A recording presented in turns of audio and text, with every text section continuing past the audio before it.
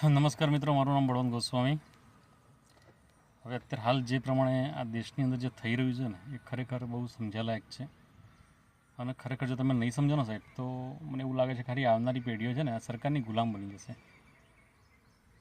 તમે સત્ય અહીં બોલી નથી શકતા. સત્ય તમારું ચાલતું નથી અહીંયા. બધું જ ખોટું ચાલે છે. આ સરકારને એવું છે કે આપણી જ સરકાર રહેવી જોઈએ, બીજી કોઈ સરકાર હવે આવી જોઈએ નહીં. અને આ લોકોએ ખરેખર છે ને ભાઈ અંગ્રેજોનું શાસન કર્યું છે. અંગ્રેજો તો સારા હતા, પણ અંગ્રેજો કરતાં પણ આ લોકો ગયા છે. હું આ સરકારની વાત કરી રહ્યો છું. અંગ્રેજો કરતાં પણ આ લોકો ગયા છે. હવે કોઈ બોલશે તો એને અંદર નાખી દો, કોઈ પણ કલમ લગાડ દો, પૂરી દો. હવે આ બધી વસ્તુ એવી છે કે સાલી અને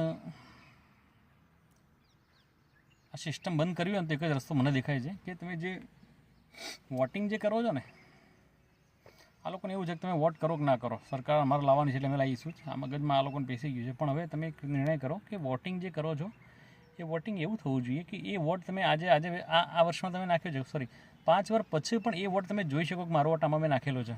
એવી એક સ્લીપ નીકળવી જોઈએ. જેમ આપણે ભરતીઓ થાય છે, પોલીસની ભરતીઓ થાય છે અને ક્લાર્કની ભરતીઓ થાય છે, અને જેમાં ખબર છે આપણે ઓનલાઈન જોઈ શકીએ છીએ નંબર આપીને કે ભાઈ આ નંબર મારો છે, કયું છે. એમ એવી રીતે તમારો એક ઓનલાઈન નંબર મળવો જોઈએ. ચૂંટણી કરો અને વોટ નાખો ત્યારે કે એવો નંબર તમારી જોડે આવવો જોઈએ, જેથી કરીને તમે એક સાચી સરકારનું નિર્માણ કરી શકો.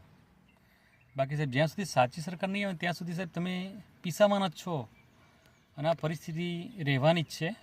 આ લોકોએ હવે પ્રશાસન છે ને એને એવી વ્યવસ્થા ઊભી કરી છે કે મારી સામે બોલે છે, બધું મારી જોડે છે, કાયદો બાયદો નાખી દો અંદર એને. એટલે આની માટે તો જો એકલો માણસ બોલશે, હું બોલીશ બરાબર છે, તો મને આ લોકો નાખી દેશે અંદર. આની માટે હવે સાહેબ બધાને એક થવાની જરૂર છે. જ્યારે ચૂંટણી આવે છે ત્યારે હું તો કહું છું બહિષ્કાર કરો, નથી કરવી અમારી ચૂંટણી. ભાઈ અમારે ચૂંટણી કરવી છે, અમને અમારો વોટ 5 વર્ષે અમને ખબર પડે, બરાબર છે. જ્યારે રિઝલ્ટ આવે ત્યારે તમે તમારો વોટ જોઈ શકો નંબર ઉપરથી, ભાઈ આ નંબરનો વોટ હતો, મેં અહીંયા નાખ્યો તો બરાબર છે, ઓકે. અને એવું આખું એક સ્ટેટમેન્ટ નીકળવું જોઈએ, તો જ તમે સાચી સરકારનું નિર્માણ કરી શકશો અને આવનારી પેઢીનું તમે સુખ જોઈ શકશો. બાકી સાહેબ મને નથી લાગતું કે સાહેબ આ લોકો તમને હરખી રીતે જીવવા દે.